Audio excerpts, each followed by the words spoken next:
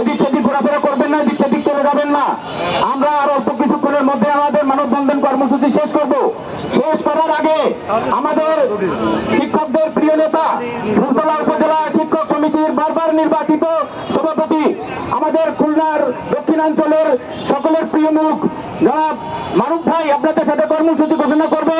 কর্মসূচি ঘোষণার পরে আপনারা আপনাদের স্কুলে ফিরে যাবেন। এ পর্যায়ে আমাদের সামনে বক্তব্য রাখবেন জনাব মোহাম্মদ বিল্লাল হোসেন, গণ অধিকার পরিষদ খুলনা মহানগরীর সভাপতি। আমি তাকে তার বক্তব্য সংক্ষিপ্তভাবে উপস্থাপনের জন্য অনুরোধ করছি। বিসমিল্লাহির রহমানির রহিম। উপস্থিত শিক্ষকবৃন্দ সহ যারা আজকের এই মানববন্ধনে সংহতি প্রকাশ করে উপস্থিত হয়েছেন, সবাইকে গণ অধিকার পরিষদ খুলনা মহানগরীর পক্ষ থেকে সালাম জানাচ্ছি। আসসালামু আলাইকুম।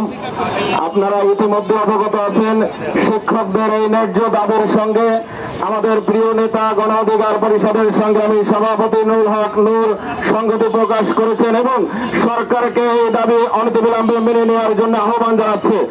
আমিও আজকের এই মানববন্ধন থেকে শিক্ষকদের ন্যায্য দাবি মেনে নেওয়ার জন্য আহ্বান জানাচ্ছি প্রধান উপদেষ্টা সহ শিক্ষা উপদেষ্টা, শিক্ষার সাথে যারা জড়িত আছেন তাদেরকে। কারণ আপনারা জানেন যে শিক্ষকরা জাতি গড়ার কারিগর। সেই শিক্ষকদের যদি দাবি আদায়ের জন্য রাজপথে দাঁড়াতে হয় তাহলে তারা এই জাতি গড়বেন কিভাবে? শিক্ষক এবং শিক্ষার্থীর সাথে একটি নিবিড় সম্পর্ক রয়েছে। আপনারা যে আজকে সরকারে বসেছেন, আপনারা জানেন 5ই আগস্টের পরবর্তী সময় শিক্ষার্থীরা রাজপথে নেমে এসেছিল এবং তার সাথে শিক্ষকদের একটি নিবিড় সম্পর্ক ছিল। তাদের সম্মতি না থাকলে কিন্তু এইভাবে শিক্ষার্থীরা রাজপথে আসতো না। অতএব আজকে যে পরিবর্তন, এই পরিবর্তন শিক্ষার্থী শিক্ষকের একক এবং তাদের অস্বীকার এই পরিবর্তনের ভিতরে রয়েছে। অর্থাৎ এই পরিবর্তনের পরেও যদি শিক্ষকদের রাজপথে এসে দাবি আদায় করতে হয়, এটা আমাদের জন্য লজ্জার। শিক্ষকদের যে উৎসব ভাতা, চিকিৎসা ভাতা, বাড়ি ভাড়া, এগুলি একেবারে ন্যায্য দাবি।